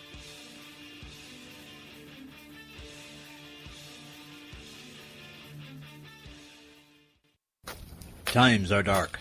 The people misled by corrupt politicians, lied to by establishment media, and deceived by the false messages of Islam. A nation in confusion needs a guide. It needs a man with a cane. I'm Dave Milner. Join me on Spreaker, SHR Media, High Plains Talk Radio, Live Rebooting Liberty, and YouTube for a unique brand of commentary on the unpleasant blind guide. Because truth is not always pleasant. If you miss a show, don't worry. You can catch the replays two ways, rebootingliberty.com or the Reaver of Common Sense.com. While you're there on Reaver of Common Sense, don't forget, drop in your email and keep up to date with everything going on, or click the like button on the Facebook widget.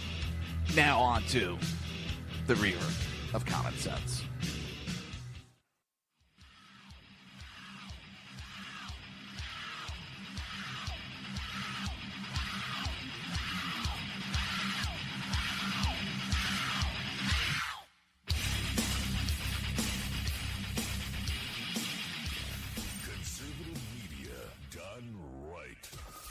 Listening to the SHR Media Network. This show contains language that some viewers may find offensive. Listener discretion is advised. And now on to the show. And welcome back to the Reaver of Common Sense. I just totally spaced out. I am your host, Jersey Joe, and I'm making sense out of the senseless. The Jersey Takeover's here. We have expanded to 2 hours every Monday through Friday, 11 a.m. to 1 p.m. Eastern Standard Time. And yes, Kel, especially after the protest and the violence. Well, excuse me. Let me rephrase that, because that was not protesting. That was in no way protesting last night. That was pure and utter violence.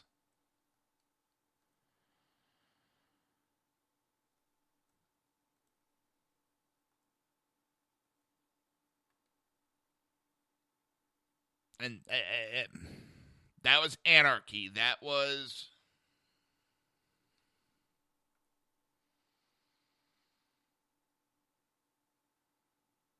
the left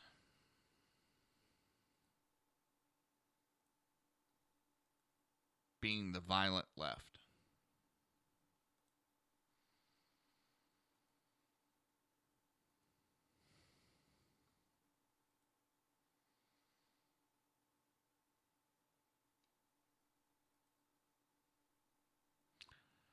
And that's what's scaring the crap out of me. It really is. They're not hiding their actions either. That's what really kind of has me stepping back going, spaghetti-o. Because they're not even hiding it. They're just, yep, this is what we're doing.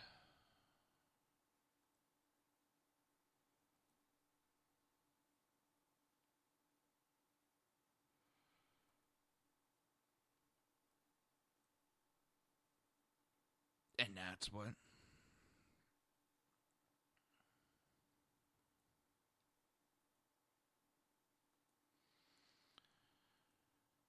they have no issue with the violence. Well, what are they willing to do next?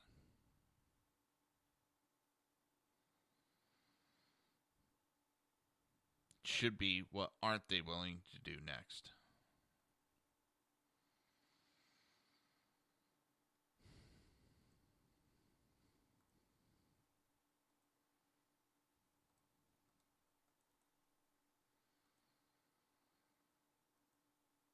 Yeah.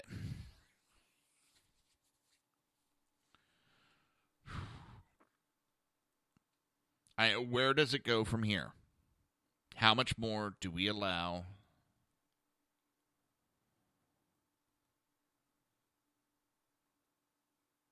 before we start stepping in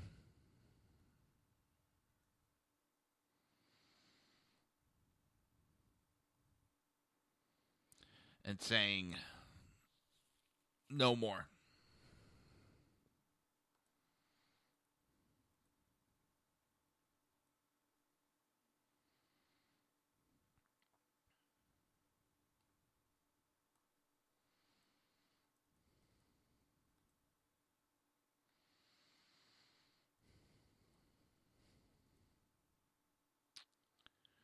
We cannot allow. There's free speech, and then there's pure violence.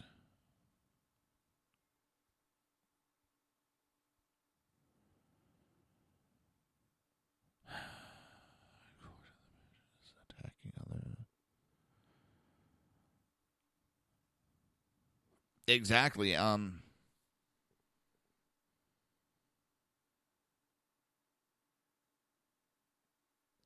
That is. Cal had posted an article about the Trump questions Barclays funding after it cancels Milo's talk amidst protests and looting. And there was a comment: the progressive left is so full of hate and anger, that core to their mission is attacking others, destroying property, and using offensive labels against those that don't think, feel, say, or do exactly as they demand. And a comment was, you spell regressive wrong.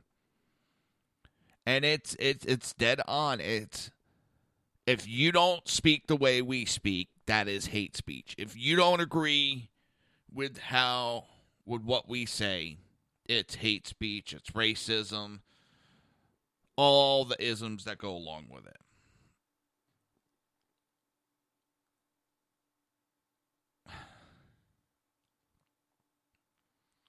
Scary part is, it does not shock me. It really doesn't.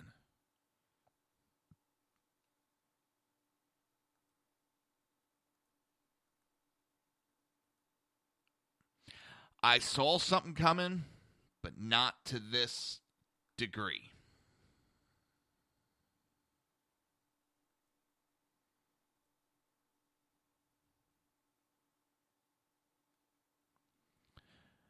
I didn't see the left reacting. Your middle name is ism. I mean, it's basically, if you disagree, everybody is a ism or a phobias. I mean, and just look at Vincent Tulliver. He is a Democrat. He was running to become leader of the Democrat Party, and he pointed out that that Democrats kill gay people. And that is against the very basic nature of Democrats, that they're for gay people. And they tossed them.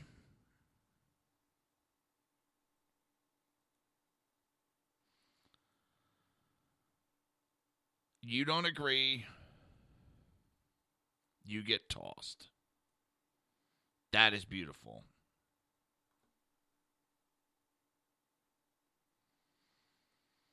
That is typical.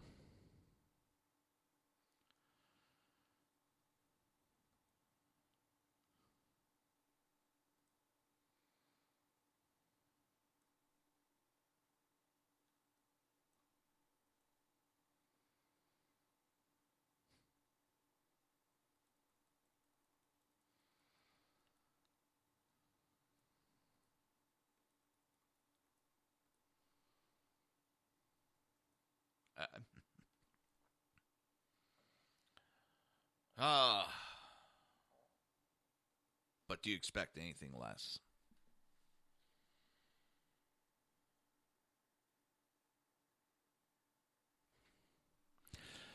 Now, I know I had some information I really wanted to get to today, and I didn't get to it. The only thing I got to was the first article I posted. This is actually a very good thing. Smuggling migrants to Europe. So all these Muslims that are getting smuggled out and smuggled into Europe, well, that is helping. It's a major funding source for ISIS. So part of shutting down this influx of immigration invasion will help shut down another avenue source for ISIS, a financial avenue. And they fight against it.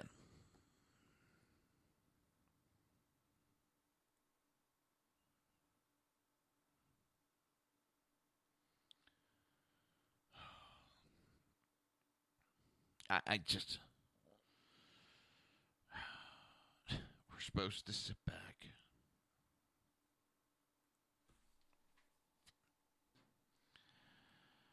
We're supposed to sit back and just do nothing.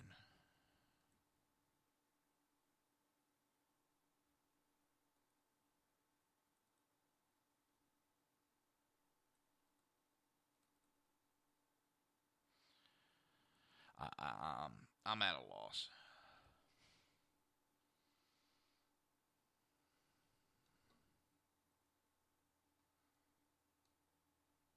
Utterly at a loss.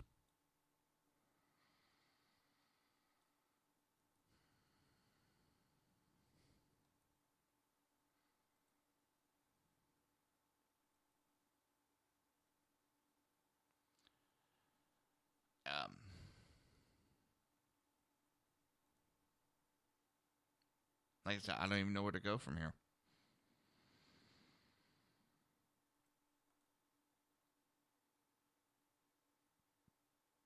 Because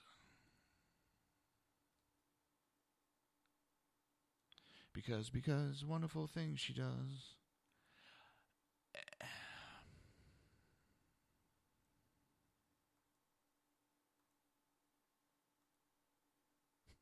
I don't know.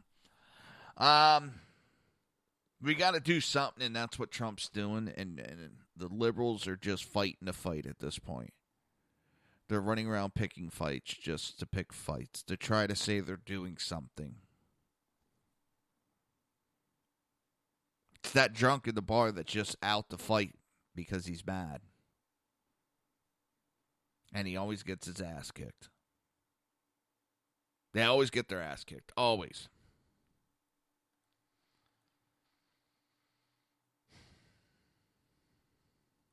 Well, that pretty much does it for the show today. I'll be back tomorrow, same time, same channel, right here. SHR Media and HPDailyNews.com. And I want to thank everybody. I appreciate it. Be safe. Have a great day. You've been listening to the Reaver of Common Sense with its host, Jersey Joe. You can tune in every day, Monday through Friday, 11 a.m. to 1 p.m. Eastern Standard Time, right here on HPPundit.com and SHRmedia.com.